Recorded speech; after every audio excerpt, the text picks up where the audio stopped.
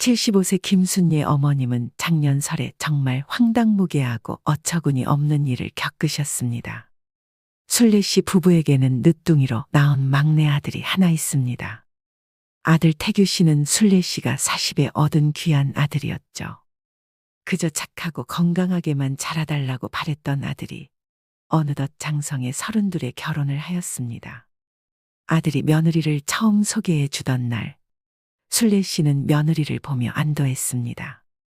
혹시 아들이 드라마에 나오는 기세고 드센 며느리를 데려오면 어쩌나 하고 내심 노심초사하고 있었기 때문이었죠.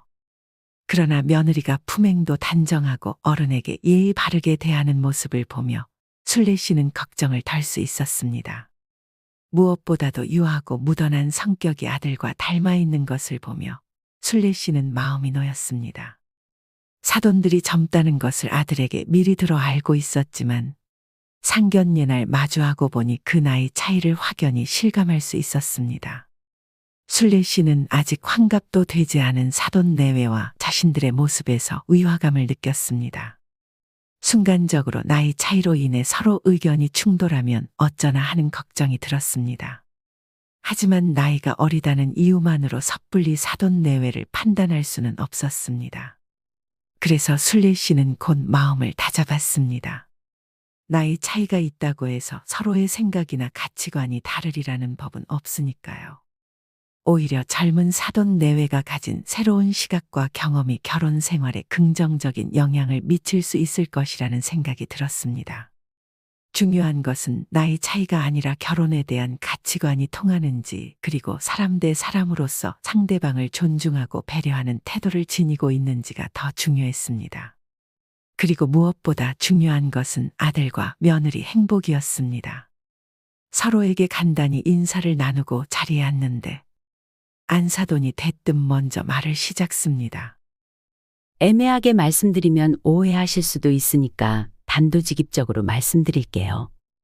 요즘 반반 결혼하는 시대가 되었다고는 하지만 아무리 시대가 바뀌었다 해도 저희는 아직까지는 남자 쪽에서 집을 해오는 게 맞다고 생각하는 입장이에요. 그리고 저희는 결혼에 드는 모든 비용으로 3천만 원 그 이상으로 쓸 생각이 없고요. 엄마, 갑자기 왜 그래? 아이 참 넌 그냥 잠자코 있어. 다른 데서는 우리 서진이 몸만 와도 된다고 하면서 선자리 수두룩하게 들어왔어요. 사실 지금도 서로 데려가려고 난리고요. 그런데 얘가 하도 태규 아니면 안 된다고 난리를 쳐서 하는 수 없이 나왔는데 사실 태규가 사윗감으로 썩 그렇게 괜찮은 사윗감은 아니잖아요.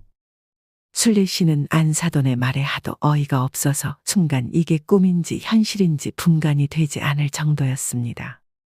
어떻게 초면에 남의 자식이 부족하다는 소리를 사람 면전에 대고 뻔뻔하게 할 수 있는지 정말 살다 이런 경우는 처음 당해보았습니다.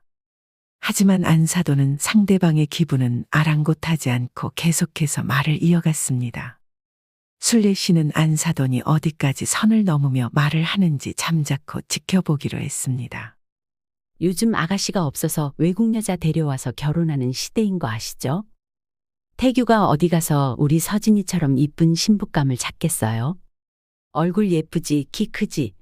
요즘 같은 취업 불황기에 번듯하게 직장 다니지 안 그러니 태규야? 기가 막혀 아무 대꾸도 할 수 없었습니다. 진짜 뭐 이런 경우 없고 무리한 사람이 다 있는지. 안사돈은 할 말 못할 말 구분을 못하고 있는 대로 내뱉는 사람이었습니다.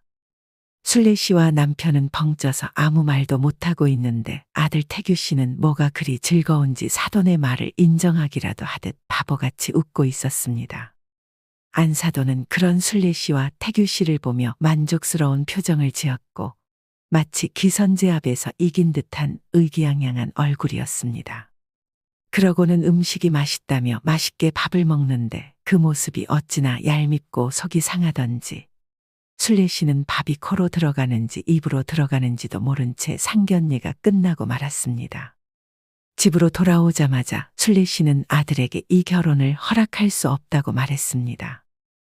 엄마, 서진이 어머님이 원래 말을 좀 세게 하세요. 서진이한테 들어보니까 지금 결혼 비용 때문에 돈 걱정이 이만저만이 아니신가 보더라고요. 그렇다고 초면에 사람 면전에다가 네가 부족하니 어쩌니 그런 말을 해? 딸 가지고 장사해? 사정이 좋지 않은 걸 드러내면 우리 집에서 무시할까봐 그러신 거 아닐까요? 혹시 시집 가서 딸이 기죽어 살까봐 걱정이 되어 그렇게 행동하신 것 같아요. 아무리 딸이 걱정돼도 그렇지. 같은 말이라도 아다르고 어다른 거야. 사정이 여의치 않으면 저희 형편에 맞게 준비하겠습니다. 이렇게 말하면 우리가 이해 못 해주겠어? 꼭 그렇게 기싸움을 걸어야 해. 그래, 이건 네 엄마 말이 맞다. 하나를 보면 열을 안다고 서진이도 보고 자란 게 있는데 결혼 후에 평생 너 무시하고 살면 어쩌려고 그래? 콩 심은데 콩 나는 법이야, 태규야. 아니에요, 아버지. 서진이 저 절대 무시 안 해요. 아버지도 서진이 보셔서 아시잖아요. 애가 얼마나 착하고 순해요. 하도 속이 상해서 그러지. 장모 될 사람이 지금도 그러는데 결혼하고 나면 얼마나 더 무시하겠어? 하지만 순례 씨와 남편의 만류에도 아들은 마음을 굽히지 않았습니다. 평생 부모의 말을 잘 따르던 아들이 이렇게 완강한 태도를 보일 줄은 상상도 못했습니다. 처음 보는 아들의 모습에 순례 씨와 남편은 큰 충격을 받았습니다. 순례 씨는 그런 아들에게 실망하기보다는 깊은 서운함을 느꼈습니다. 내 아들이 아닌 것처럼 행동하는 모습을 보며 마음 한켠이 아프고 씁쓸한 감정이 밀려왔습니다. 결국 순례 씨와 남편은 아들의 뜻에 따를 수밖에 없었습니다. 그런데 사돈 때문에 서진이까지 안 좋게 보이자 순례 씨는 말과 행동이 곱게 나오지 않게 되었고 서진이에게 거리를 두게 되었습니다. 그런데 아무 잘못도 없는 서진이에게 그렇게 해봤자 무슨 소용이 있겠습니까? 그래서 아들을 위해 마음을 고쳐먹기로 했습니다. 서진이도 그런 순례 씨의 심정을 알아챘는지 순례 씨 눈치를 보며 살갑게 다가오려고 노력하는 모습을 보였습니다.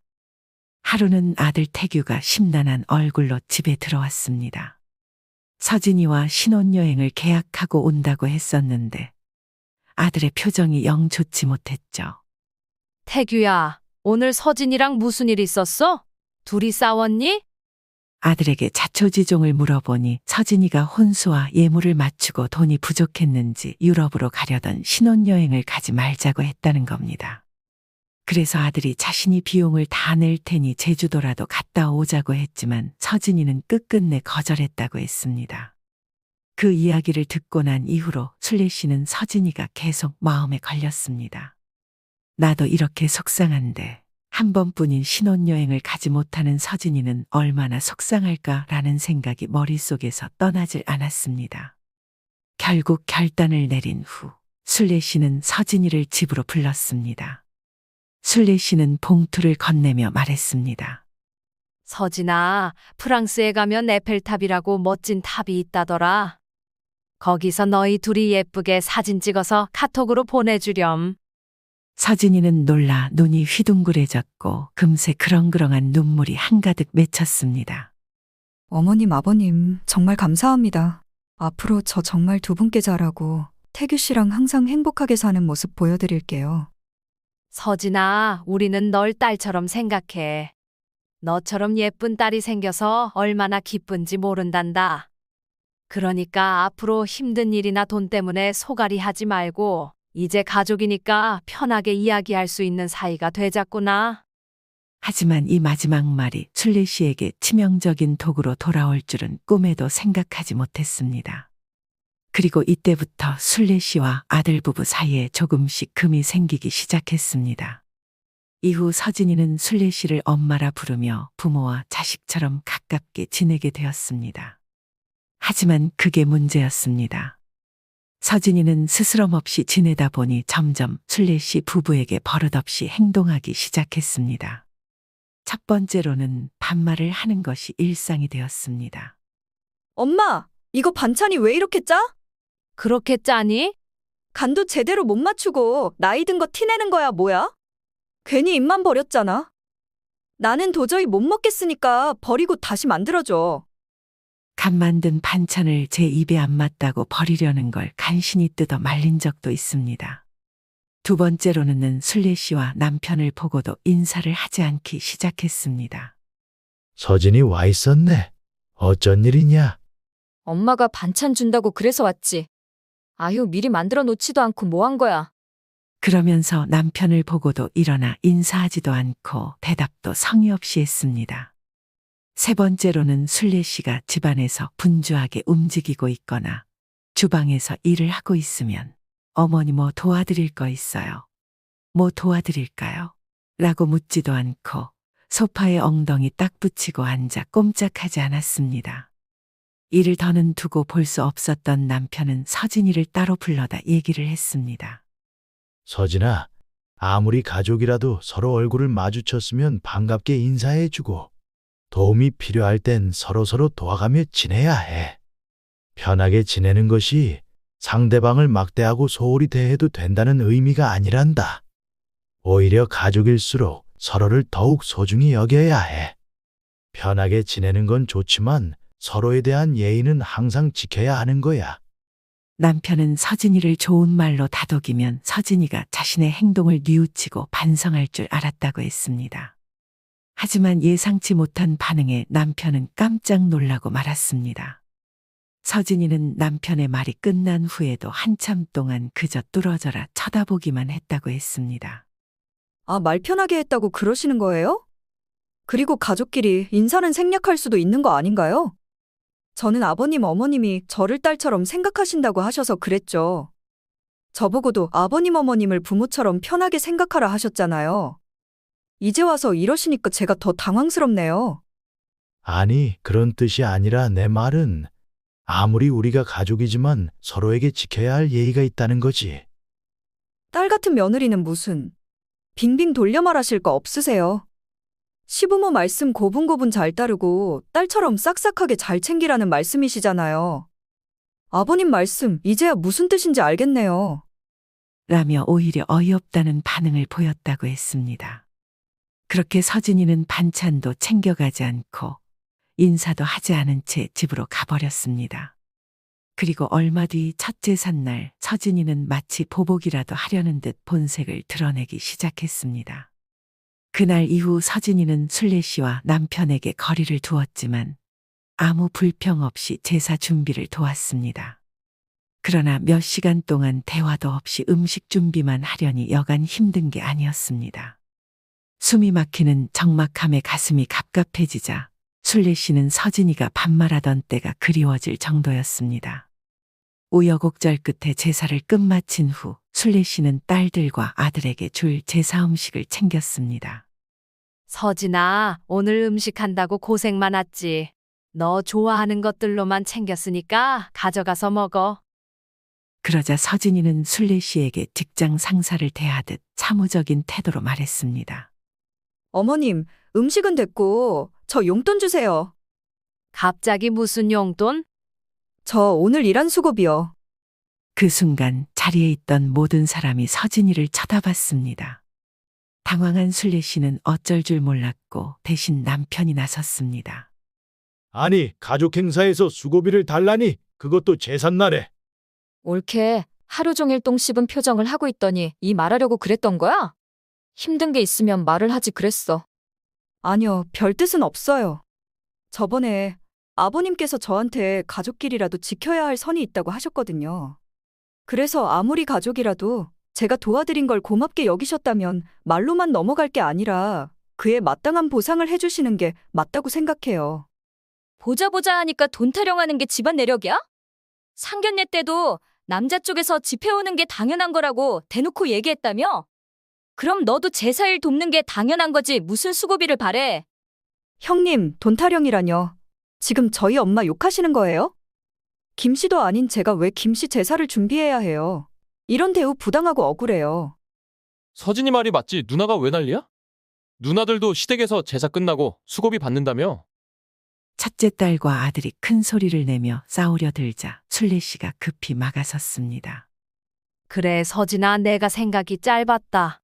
용돈은 태규편으로 보내줄 테니까 피곤할 텐데 얼른 가서 쉬어. 자식들을 다 보낸 후 순례 씨는 아들 계좌로 30만 원을 송금했습니다. 그러자 아들에게서 곧바로 전화가 왔습니다. 전화를 받자마자 아들은 고작 30만 원을 보내준 거냐며 짜증을 냈습니다. 순례 씨는 미안하다고 하며 더 보내줄까 물어봤지만 아들은 대답도 없이 전화를 끊어버렸습니다. 순례 씨는 머릿속이 복잡해 잠을 이루지 못했고 상황을 곱씹을수록 아들에 대한 서운함이 점점 쌓여갔습니다.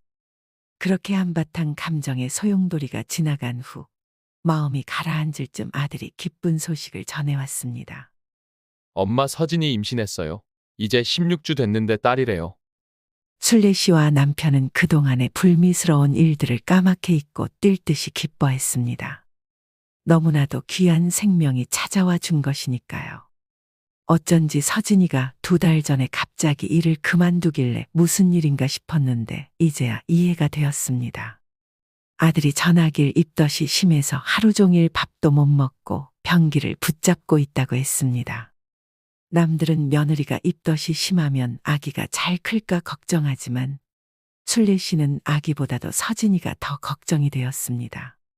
물론 뱃속의 아기도 중요하지만 순례 씨가 며느리 서진 씨를 더 걱정했던 데에는 이유가 있었습니다. 순례 씨가 아들 태규를 가졌을 때 입덧으로 얼마나 고생했는지 그 고통을 잘 알았기에 서진이의 심정을 이해할 수 있었습니다. 하지만 그 당시 시어른들은 아무도 순례 씨의 몸 상태에 관심이 없었습니다. 입덧하는 순례 씨를 유난스럽게 여겼고 고통을 나몰라라 했습니다. 그래서 순례 씨는 자신의 며느리에게는 그런 서러움을 느끼게 하고 싶지 않았습니다. 정말 따뜻한 시어머니가 되어주고 싶었습니다. 순례 씨는 서진이를 위로하기 위해 전화를 걸었습니다. 하지만 신호음이 길게 이어지고 안내 음성이 나올 때까지 서진이는 전화를 받지 않았습니다. 30분 뒤 2번째로 전화를 걸었을 때는 곧바로 음성 메시지로 넘어갔습니다. 그 순간 아차 싶어 전화를 얼른 끊었습니다. 입덧으로 누워있을 서진이를 괜히 불편하게 한 건 아닐까 생각했습니다. 그래서 아들이 퇴근할 시간에 맞춰 아들에게 전화를 걸었습니다. 그런데 아들이 전화를 받자마자 대뜸 화부터 내기 시작했습니다.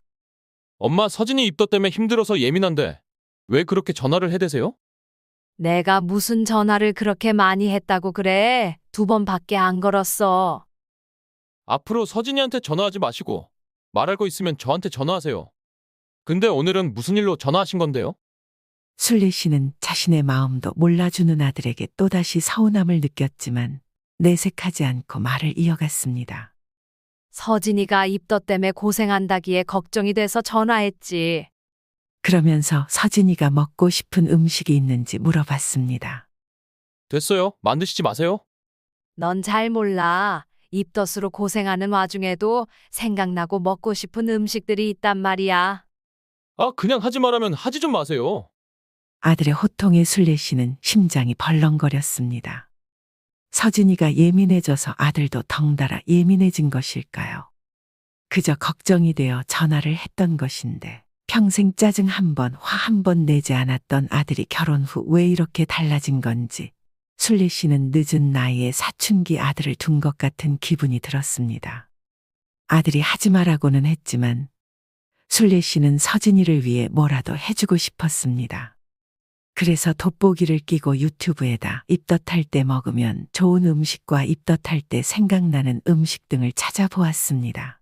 그리고 서진이가 좋아할 만한 것들로 연습장에다가 하나하나 적어나갔습니다. 우리 태규가 좋아하는 것도 좀 만들어야겠네. 요즘 밥도 제대로 못 먹을 텐데 말이야. 순례 씨는 만드는 김에 아들이 먹을 반찬도 함께 만들기로 했습니다.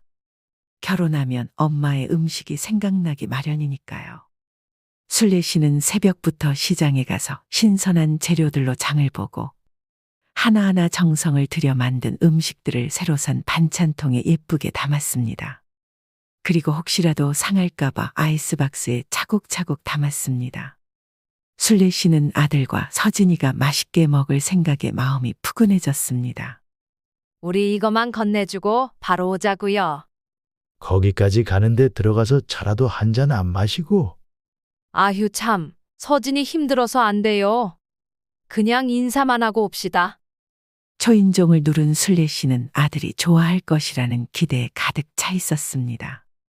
그러나 아들은 예상과는 달리 한껏 당황한 얼굴로 나왔습니다. 아들은 얼굴에는 어색함이 역력했습니다.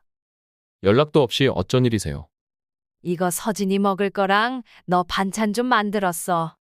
요즘 밥도 제대로 못 먹고 있었을 거 아냐? 아, 하시지 마시라니까는. 왜 말을 안 들어요? 이놈이 네 엄마가 새벽부터 장보고 만든 거야. 잔말 말고 얼른 받아. 아휴 됐어요. 이거만 전해주려고 온 거니까 들고 얼른 들어가라. 그럼 우린 간다. 그리고는 남편과 얼른 엘리베이터를 타고 주차장으로 내려왔습니다. 그렇게 한참 차를 타고 가던 중 순례 씨는 룸미러로 뒷좌석을 보고 깜짝 놀랐습니다. 아이고 내 정신 좀 봐. 이걸 깜빡했어요. 반찬과 함께 주려고 했던 과일을 깜빡하고 전해주지 못했던 것이었죠. 남편은 그냥 집으로 가자고 했지만 순례 씨는 다시 가서 주고 오자고 말했습니다. 차가 아파트 입구로 들어서자 멀리서 아들이 보였습니다. 차를 멈추고 아들을 부르려 했지만 아들은 무언가를 들고 어디론가 향하고 있었습니다. 차를 천천히 몰며 아들을 뒤따라갔습니다. 아들이 도착한 곳은 음식물 쓰레기통 앞이었습니다. 음식물 쓰레기통 앞에서 한참을 서 있던 아들은 손에 들고 있던 것을 바닥에 내려놓고 그 안에서 뭔가를 꺼내기 시작했습니다. 우리 태규가 이런 짓을 한다고? 아니야, 아닐 거야. 그것은 바로 순례 씨가 가져다 준 아이스박스였습니다. 아들은 하나씩 뚜껑을 열어 음식물 쓰레기통 안에 그대로 버리기 시작했습니다. 설마가 현실이 되면서 순례 씨의 눈앞은 캄캄해졌습니다. 아들은 부모님이 보고 있는 줄도 모르고 계속해서 반찬을 통 안에 쏟아 부었습니다. 찰퍼덕 소리를 내며 쏟아지는 반찬들처럼 순례 씨의 마음도 처참히 짓밟히는 것 같았습니다. 남편이 화를 내며 아들에게 달려가려 했지만 순례 씨는 남편을 말리며 그를 붙잡았습니다. 어깨가 축 처진 채로 서 있는 아들의 뒷모습에서 왠지 모를 슬픔을 느껴 차마 그렇게 하지 못했습니다. 화가 나기보다는 가슴이 아파 눈물이 날 것 같았습니다. 순례 씨는 남편에게 방금 본 것을 못 본 척 하자고 했습니다. 눈물을 훔치며 과일 박스를 들고 아들을 피해서 엘리베이터에 탔습니다. 아들은 금방 다시 올라오려고 했는지 현관문이 조금 열려 있었습니다. 순례 씨가 과일 상자를 문 앞에 두고 다시 엘리베이터를 타려는 순간 열린 문 사이로 서진이의 신경질적인 목소리가 들렸습니다. 아니 반찬통만 봐도 역겨워서 토할 뻔했다니까? 만들지 말라고 말했다는데 왜 기어이 만들어서 사람을 짜증나게 하는지 모르겠어 정말. 그래서 전부 버리고 오라고 지금 태규 씨 내려보냈어. 그동안 맛있는 척하면서 먹어줬더니 내가 진짜로 자기 음식 좋아하는 줄 알았나 봐. 아 스트레스 받네? 엄마 우리 내일 백화점에서 쇼핑하고 초밥 먹으러 갈까? 나 갑자기 초밥이 먹고 싶네. 며느리들이 시어머니가 해준 음식을 먹지도 않고 버린다는 이야기가 그저 우스갯소리인 줄만 알았는데 순례 씨는 지금 이 모든 상황이 꿈만 같았습니다. 현실이 믿겨지지 않아 차로 돌아오는 동안 마음이 복잡했습니다. 불안한 마음을 안고 순례 씨는 아들에게 전화를 걸었습니다. 그리고는 목소리를 가다듬고 애써 밝게 말했습니다. 태규야, 엄마가 아까 과일을 같이 준다는 걸 깜빡했지 뭐니. 문 앞에 두고 왔으니까 지금 가지고 들어가. 네, 잘 먹을게요. 그리고 반찬 고마워요, 엄마. 집으로 돌아오는 차 안에서 순례 씨는 멍하니 창밖만 바라보았습니다. 아들의 목이 메인 목소리와 반찬이 찰퍼덕하는 소리가 계속해서 들려왔습니다. 떠올리지 않으려 눈을 감아도 소용이 없었습니다. 남편의 말대로 그냥 집으로 갔다면 몰랐을 텐데 순례 씨는 괜한 고집을 부린 자신이 원망스러웠습니다. 아들이 만들지 마라 할 때 만들지 말았어야 했고 걱정이 되어도 전화하지 말았어야 했습니다. 하지만 후회하며 자책해보아도 이미 벌어진 일을 없던 일로 만들 수는 없었습니다. 심란한 마음에 카톡에 들어갔다가 아들의 프로필 사진을 보게 되었습니다. 환하게 웃고 있는 두 사람의 모습에 순례 씨는 순간 화가 치밀었습니다. 아무리 노력을 해도 순례 씨의 마음을 몰라주는 아들과 며느리가 원망스러웠습니다. 지들끼린 행복한가 보네. 이제 부모는 안중에도 없지. 분명 아들이 결혼할 때만 해도 아들의 행복만 바랐던 순례 씨였지만 막상 아들과 며느리가 부모는 안중에도 없이 자기들끼리만 행복한 모습을 보니 두 사람에게 서운함이 드는 것은 어쩔 수 없었습니다.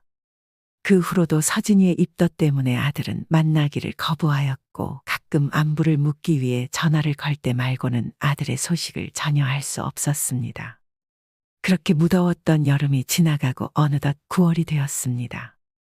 추석도 다가오고 이제 며느리도 임신 막달에 접어들어 입덧도 하지 않을 테니 순례 씨는 드디어 아들 내외를 만날 수 있겠다는 기대감에 부풀어 추석 연휴만을 기다렸습니다. 순례 씨는 잔뜩 기대감에 부풀어 아들에게 전화를 걸었습니다. 태규야, 너희 추석에 며칠 날 올 거니? 그러자 아들이 생각지도 못한 대답을 내놓았습니다. 태규는 심드렁한 목소리로 엄마 추석 때 못 갈 것 같아요. 응? 못 오다니? 왜? 서진이가 아직까지 입덧이 심해서요. 몸도 무거워져서 전보다 더 힘들어해요. 아직도 입덧이 심하다고? 그래서 연휴 동안 친정에서 쉬다 오게 하려고요. 우리 집에는 못 오겠다면서 친정에는 간다 하고. 아, 놀러 가는 게 아니라 편하게 쉬다 오게 하려는 거잖아요. 그래도 결혼하고 첫 추석인데 그럼 우리가 너희 집으로 갈게. 아버지랑 이야기 잠깐 하고 처가로 가. 그럼 되잖아. 순례 씨는 아들의 태도에 속이 상했지만 잠깐이라도 아들을 만나고 싶은 마음에 계속 설득해 보려 했습니다. 그러나 아들에게서 돌아오는 대답은 냉정했습니다. 엄마, 이번 추석은 그냥 넘어가요. 순례 씨는 그간의 서운함이 터져나와 속에 있던 말이 튀어나왔습니다. 그런데 서진이는 입이 없다니? 왜 항상 너 뒤에 숨어서 네가 다 말해? 내가 뭐 잡아먹기라도 해? 이럴 때는 자기가 전화해서 어머님, 제가 몸이 너무 안 좋아서 추석에 찾아뵙지 못할 것 같아요. 죄송합니다. 이렇게 말하면 되잖아. 걔는 시부모에 대한 예의도 없는 거야? 여기서 예의가 왜 나와요? 그리고 누가 말하든 그게 뭐가 중요해요? 엄마가 이러니까 서진이가 더 연락을 못하죠. 아무튼 연휴에 저 혼자 들를 테니까 그렇게 아세요. 아들은 순례 씨의 가슴에 또 한 번 비수를 꽂았습니다. 추석 연휴에 아들이 잠깐 들르긴 했지만 이내 서진이의 전화를 받고는 불이 나게 달려갔습니다. 그리고 서진이는 추석 연휴 내내 문자 한 통, 전화 한 통 하지 않았습니다. 순례 씨는 기다리다 추석 연휴 마지막 날 서진이에게 전화를 걸었습니다. 서진이는 평소처럼 전화를 받지 않았고 몇 통이나 걸고 나서야 전화를 받았습니다. 서진아, 너 몸은 괜찮니? 네, 친정에서 쉬니까 입덧이 많이 좋아졌어요. 근데 너 아무리 그래도 그렇지. 네? 아니다, 됐다. 왜 연락 한 통을 안 하니란 말이 목구멍까지 차올랐지만 꾹꾹 눌러 삼켰습니다. 순례 씨는 며느리에 대한 서운함이 점점 미움으로 변했습니다. 하지만 순례 씨가 서운함을 느끼던 말던 자신을 미워하던 말던 서진이는 눈 하나 깜짝하지 않는 것 같았습니다. 그렇게 서진이는 추석 2주 뒤에 손녀를 낳았습니다. 순례 씨가 손녀를 볼 수 있는 시간은 병원 면회 시간의 단 10분뿐이었습니다. 손녀를 보자마자 며느리에 대한 미움이 녹아내렸습니다.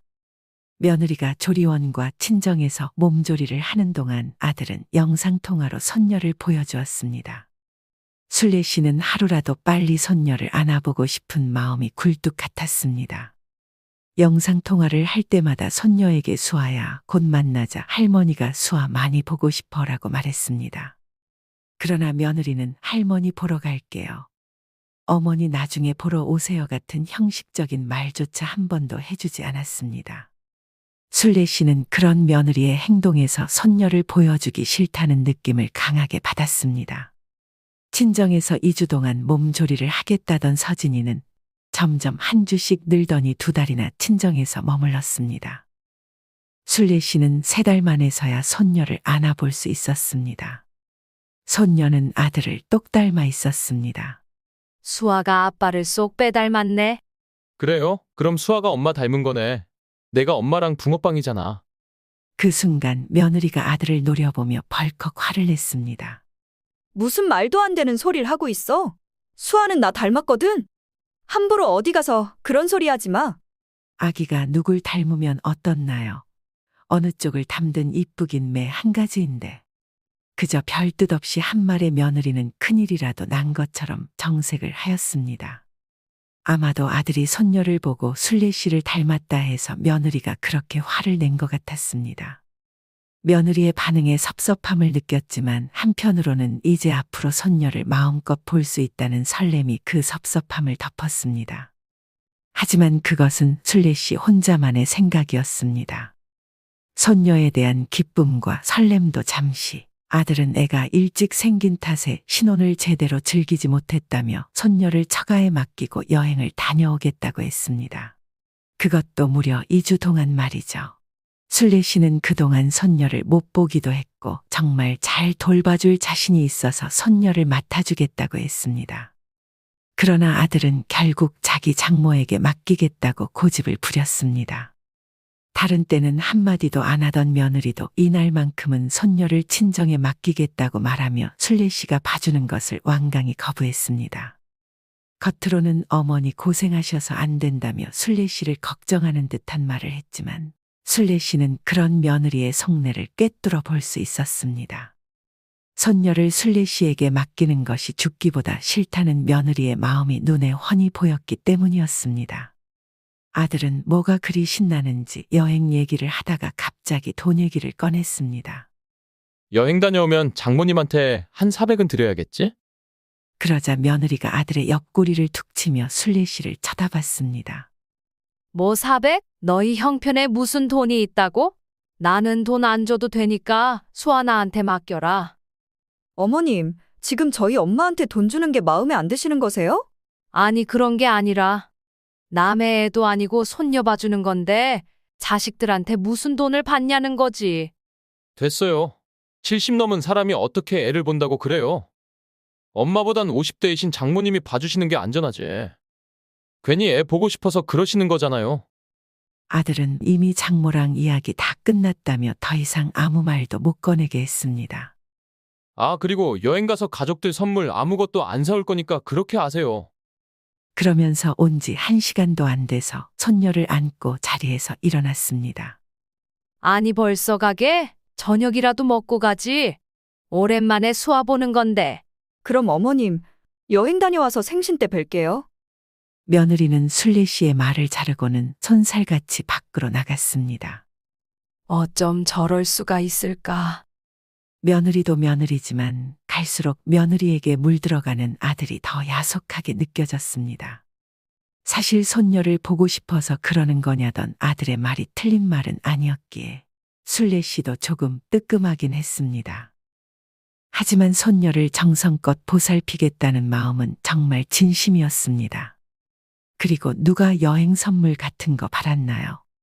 더군다나 자기들이 여행에서 돌아오는 다음 날이 순례 씨의 생일이었는데도 불구하고 애초에 생일 선물조차 바라지 않을 뿐더러 그저 다 같이 밥 한 번 먹는 것만으로도 감사하다고 생각하는 순례 씨였습니다. 그런데 거기다 대고 장모에게 400만 원 준다는 소리를 하면서 순례 씨에게는 여행 선물을 바라지 말라는 소리를 하니 참 기가 찰 노릇이었습니다.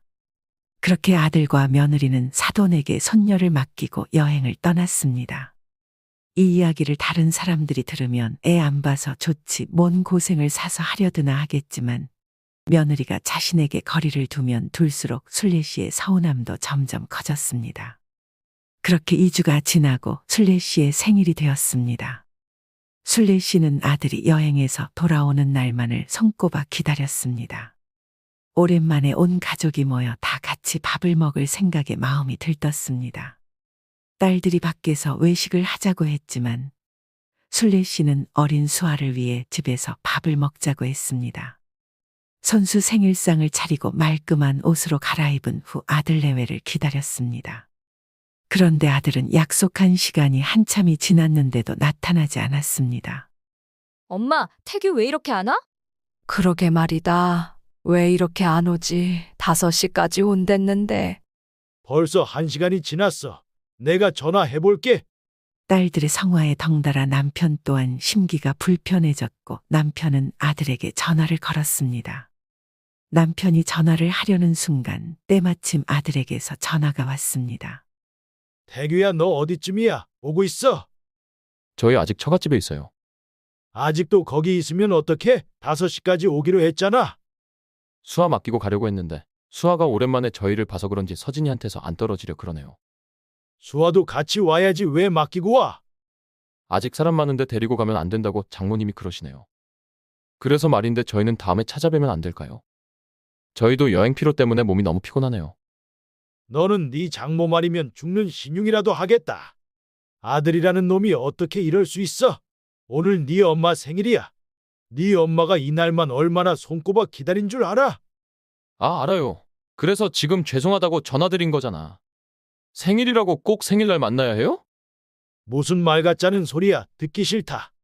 그리고 자기들은 깨끗하고 우리는 병균 취급하는 며느리랑 네 장모 더 이상은 두고 못 보겠다. 별것도 아닌 걸로 왜 이렇게 화를 내세요? 됐고, 다음 주에 찾아뵐 테니까 그때 밥 먹어요. 오늘은 제가 돈 보내드릴 테니까 어머니 맛있는 거 사드리고요.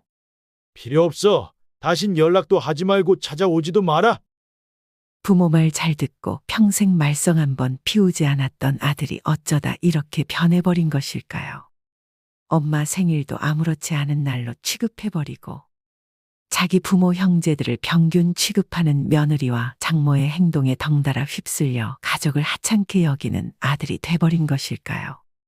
남편이 전화를 끊은 후 몇 분 뒤 띠링하며 문자가 하나 왔습니다. 아들이 보낸 20만 원 이체됐다는 문자였습니다. 남편은 딸에게 받은 돈을 다시 돌려보내라고 시켰습니다. 딸들과 사위들이 순례 씨의 기분을 풀어보고자 외식을 하러 나가자고 설득했지만 순례 씨는 아무 말 없이 고개를 가로저었습니다.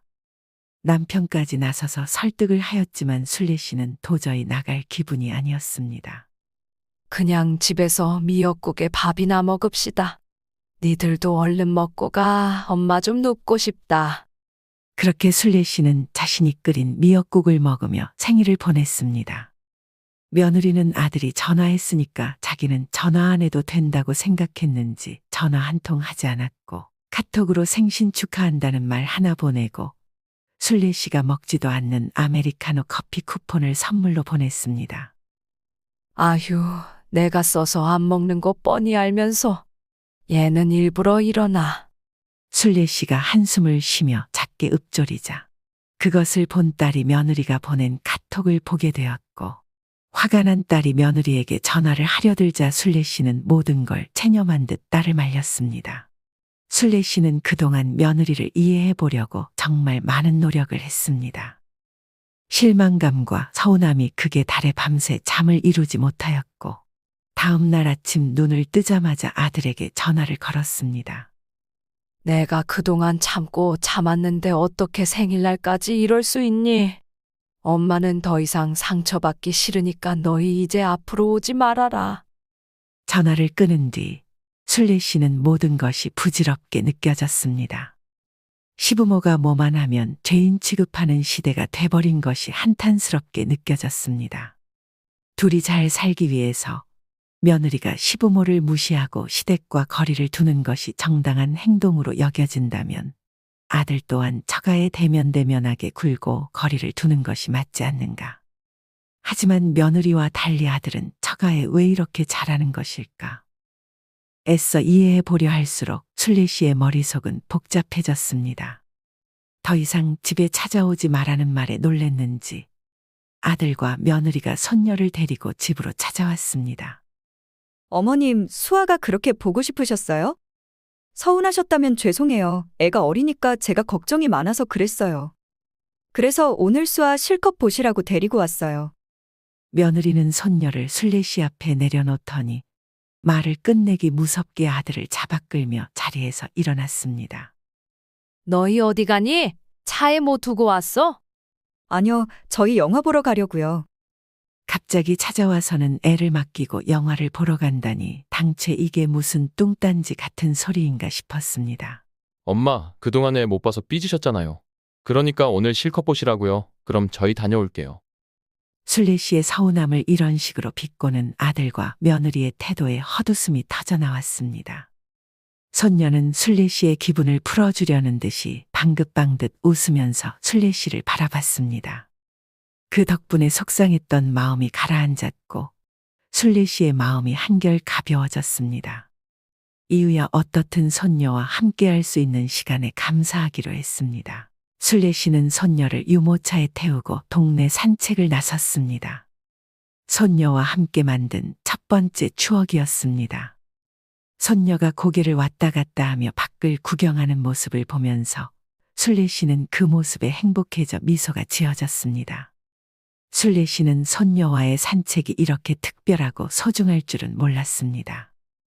햇살이 따뜻하게 내리쬐고 바람이 살랑살랑 불어오는 가운데 순례 씨는 손녀와의 소중한 시간을 만끽하며 마음속에 오래도록 간직할 추억을 쌓아가고 있었습니다. 그렇게 행복함도 잠시 손녀와 순례 씨를 향해 위험이 엄습해오고 있었습니다. 차가 오지 않는 것을 확인하고 초록불의 횡단보도를 건너가고 있었는데 반쯤 건너갈 때쯤 차 한 대가 빠른 속도로 순례 씨를 향해 달려왔습니다. 순례 씨는 손녀를 구해야 한다는 일념 하나로 유모차를 잇는 힘껏 인도위로 밀었습니다. 다행히 이를 본 지나가던 행인이 유모차를 잡아 안전한 곳으로 옮겨주었습니다. 그런데 운전자가 순례 씨를 발견하고 뒤늦게 급정거를 하였지만 이미 늦은 상황이었습니다. 결국 순례 씨는 차에 부딪혀 넘어지면서 팔이 부러지고 말았습니다. 순례 씨는 고통도 잊은 채 손녀의 안부를 물었습니다. 아이고, 이를 어째. 아이고, 우리 수아. 우리 손녀는 괜찮나요? 네, 할머니, 손녀는 무사해요. 그보다 할머니가 많이 다치셨어요. 제가 얼른 구급차 불러드릴게요. 순례 씨는 팔에서 피가 철철 흐르는 상황에서도 손녀가 무사하다는 말에 가슴을 쓸어내렸습니다. 행인들의 도움으로 경찰과 구급차가 곧바로 도착했고 손녀와 순례 씨는 바로 병원으로 갈 수 있었습니다. 순례 씨와 손녀가 응급실에 있다는 소식에 아들과 며느리가 불이 나게 달려왔습니다. 며느리는 잠들어 있는 손녀를 보자마자 순례 씨에게 소리쳤습니다. 도대체 애를 왜 밖에 데리고 나가신 거예요? 애 하나 곱게 못 보면서 무슨 애를 본다고. 만에 하나 잘못되기라도 했으면 어떻게 책임지려고 하셨어요? 며느리의 소란에 의사와 간호사가 달려왔습니다. 저 보호자분 되시나요? 다행히 아기는 아무 문제 없이 괜찮습니다. 걱정하지 않으셔도 돼요. 그보다 어머님께서 많이 다치셨습니다. 넘어지시면서 팔이 부러지셨어요. 아들은 순례 씨에게 다가와 한숨을 쉬며 말했습니다. 그러게 조심 좀 하시지. 애는 왜 데리고 나가셨어요? 서진아, 미안하다. 많이 놀랐지. 다행히 수아 다친 데 없고 괜찮대. 겉으로 멀쩡하다고 괜찮은 게 아니에요. 정신적으로 트라우마 생겼으면 어쩔 거예요. 내가 이러려고 애 안 맡기려고 한 거야. 애를 죽일 뻔했잖아. 그러자 이를 보다 못한 행인이 끼어들어 말을 했습니다. 저기 죄송하지만 제가 그 자리에 함께 있었던 사람입니다. 그런데 방금 그 말씀은 좀 지나치신 것 같습니다. 며느님분 심정도 충분히 이해가 가지만 결론적으로 모두 아무 일 없이 무사하잖아요. 어머님께서 손녀분 살리려고 얼마나 노력하셨는데요. 어머님이 발휘하신 기지 덕분에 아기가 무사할 수 있었던 거예요. 며느라, 화가 나는 네 마음은 이해한다. 그런데 네 시엄마는 수아 구하려다 팔이 부러졌어. 저는 어머님이 다치셨든 말든 관심 없어요. 애가 죽을 뻔했는데 팔 부러진 게 대수예요? 아들은 이 상황에서도 가만히 지켜만 보고 있었습니다. 며느리는 손녀를 데리고 응급실에서 나갔고 아들은 아무 말 없이 순례 씨를 쳐다보다가 며느리를 뒤쫓아 나갔습니다. 내 이것들을 그냥 둬선 안 되겠어. 화가 난 남편은 골똘히 뭔가를 생각하더니 휴대폰을 꺼내 아들에게 전화를 걸었습니다. 수아도 태어나고 니들 사는 그 집 진명이 네 앞으로 넘겨주려고 했는데 니들 하는 꼬라지를 보니 도저히 못 넘겨주겠다. 이 전화 끊자마자 부동산에 집 내놓을 거니까 집 구해서 나가라. 아버지, 어떻게 갑자기 나가요? 말도 안 되는 소리 좀 하지 마세요. 그동안 네 엄마랑 내가 너희들을 얼마나 참아준 줄 알아? 네가 전에 반찬 내다 버리는 거 보고 네 엄마가 얼마나 울었는데. 왜 잘난 며느리가 내다 버리라고 시키든. 아버지, 그걸 어떻게 하셨어요? 그건 저도 죄송해요. 하지만 이렇게 갑자기 나가라고 하시는 건 너무하잖아요. 며느리더러 당장 네 엄마한테 와서 무릎 꿇고 사과하라고 해. 그게 네가 집 지킬 수 있는 유일한 방법이야. 남편은 그 말을 끝으로 전화를 끊었습니다. 순례 씨는 이 상황이 불안했지만 오히려 잘 되었다고 생각했습니다. 이는 며느리가 무릎 꿇는 모습을 보며 통쾌함을 느끼려는 것이 아니라 이 참의 인연을 끊고 사는 것이 자신의 삶에 더 이로울 것 같다는 이유 때문이었습니다. 그렇게 일주일이 지나고도 아무 소식이 없자 남편은 부동산에다 아들의 집을 내놨습니다. 부동산에서는 요즘 전세가 귀해서 금방 나갈 것 같다고 말했습니다. 부동산에서 계속 전화가 걸려오자 아들과 며느리는 그제서야 사태의 심각성을 깨닫고 순례 씨를 찾아왔습니다. 어머님 용서해 주세요. 제가 잘못했어요. 한 번만 용서해 주시면 제가 앞으로 진짜 잘할게요. 며느리는 병실 바닥에 꿇어 앉아 눈물을 흘리며 사과했습니다. 아버지 용서해 주세요. 엄마 죄송해요. 다시는 안 그럴게요. 네가 그렇게 좋아하는 처가에 들어가 살지 그러냐? 왜 사돈이 들어오지 말라든? 남편의 말이 끝나기가 무섭게 사돈 내외가 병실 안으로 들어왔습니다. 사돈, 몸 편찮으시다는 소식 듣고 찾아왔어요. 몸은 좀 어떠세요? 여긴 왜 오셨습니까? 또 무슨 말로 사람 속을 뒤집으려고요? 그냥 돌아가세요. 사돈 잘못했습니다. 저희가 대신 사과드릴게요. 저희가 딸을 잘못 키운 죄입니다. 다시는 그런 일 없도록 잘 타이를 테니 제발 한 번만 용서해 주세요. 다 이르는 거로 되겠습니까? 안 그러겠다 해놓고 앞으로 또 그러면 어떻게 하실 겁니까? 저희가 제대로 홍군형을 내놓겠습니다. 만약 또 그런다면 집에서 바로 내쫓아 주세요. 정말 면목이 없습니다. 죄송합니다, 사돈. 남편은 사돈의 사과에도 완고한 태도를 보였지만 순례 씨는 아들과 서진이가 꿇어앉은 모습을 보고 마음이 편치 못했습니다. 그날 이후 며느리는 매일같이 병문안을 왔고 퇴원한 이후에도 주말마다 순례 씨 집에 찾아왔습니다. 그러나 순례 씨는 며느리의 달라진 태도가 마냥 좋지만은 않았습니다. 사실 순례 씨는 이런 걸 바랬던 게 아니었습니다. 누가 시켜서 억지로 하는 연락, 의무감 때문에 찾아오는 만남 같은 진심이 담기지 않는 행동들을 바랬던 게 아니었습니다. 서로를 진심으로 위해주며 따뜻한 온정을 베푸는 가족이 되는 것을 바랬습니다. 그러다 문득 자식들에게 이런 것들을 바라는 것이 너무 큰 욕심이 아니었나 하고 깨닫게 되었습니다. 이것은 순전히 나의 바람이지 아들과 며느리의 바람은 아니기 때문입니다. 손녀를 자주 보고 싶고 아들이 보고 싶고 며느리가 자주 연락해 주길 바라며 자주 찾아와 주길 바라는 이런 마음들이 모두 내 안에서 일어나는 바람입니다. 상대방은 그런 생각을 하지 않고 있는데 혼자서 바라고 원하는 대로 해주지 않는다고 실망하는 것입니다. 이렇게 생각을 바꾸고 나니 그동안 아들과 며느리에게 기대하고 바라는 것이 너무 많았다는 것을 깨닫게 되었습니다. 이런 문제에 신경을 곤두세울수록 고달파지는 것은 결국 자기 자신입니다. 서운함을 느끼는 것도 괘씸함을 느끼는 것도 외로움을 느끼는 것도 모두 스스로가 만들어내는 것들입니다. 대부분의 사람들은 외로움, 서운함, 슬픔 같은 감정을 느끼면 너 때문이야. 네가 나를 이렇게 만든 거야 라고 상대방 탓을 하곤 합니다. 하지만 내 감정은 온전히 내 것입니다. 그러므로 내가 행복할지 슬퍼할지는 내가 선택할 수 있습니다. 아들이 오랜만에 걸어오는 전화의 아들을 미워할 수도 있고 오히려 감사할 수도 있습니다. 순례 씨는 자신의 마음을 들여다보고 마음을 바꾸니 모든 관계가 편안해지기 시작했습니다. 현재 순례 씨는 스스로를 위해 명랑하게 살기를 실천하며 살아가고 있습니다. 건강한 마음은 건강한 육체에서 나온다는 것을 알기에 취미생활과 운동을 하며 자신만을 위해 살기 시작했습니다. 그러자 아들 내외와 손녀에게 향했던 관심도 자연스럽게 줄어들었습니다. 관계가 편안해지자 자식들도 부모를 어려워하지 않고 먼저 다가오기 시작했습니다. 그리고 며느리 덕분에 큰 변화가 하나 생겼습니다. 바로 남편이 내년부터 제사와 차례를 모두 지내지 말자고 한 것이었습니다. 조상을 기리는 것은 그 마음만으로 충분하며 조상님들도 자신의 후손들이 행복하게 사는 것을 바랄 것이라는 생각에 서로 얼굴을 붉히고 싸울 바에는 하지 않는 것이 100번 낫다고 하며 모든 제사를 없애기로 했습니다.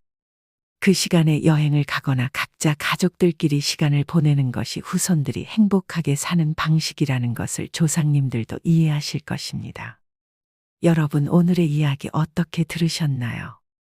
부모는 자식을 책임질 의무가 있지만 자식이 부모를 무조건적으로 책임질 의무가 있을까요? 물론 자식마다 입장이 다르겠지만 많은 자식들은 솔직한 마음으로 부모의 울타리에서 벗어나 자신의 가정에 집중하고 행복하게 살고 싶어 합니다. 이러한 점은 세대 차이에 따라 의견이 분분할 것입니다. 예전 부모 세대는 힘들게 자식을 키운 후 자식들이 부모를 봉양하고 행복하게 해주는 것을 당연한 자식의 도리로 여겨왔습니다.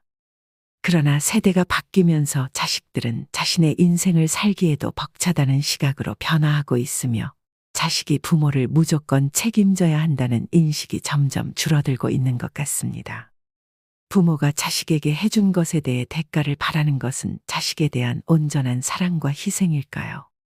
자식 입장에서는 무조건 자식을 위해 희생하는 부모보다는 자식들에게 기대지 않고 자신들의 삶을 주체적으로 사는 부모를 더 존경할 것 같습니다. 여러분의 소중한 생각과 경험을 댓글로 꼭 남겨주시기 바라겠습니다.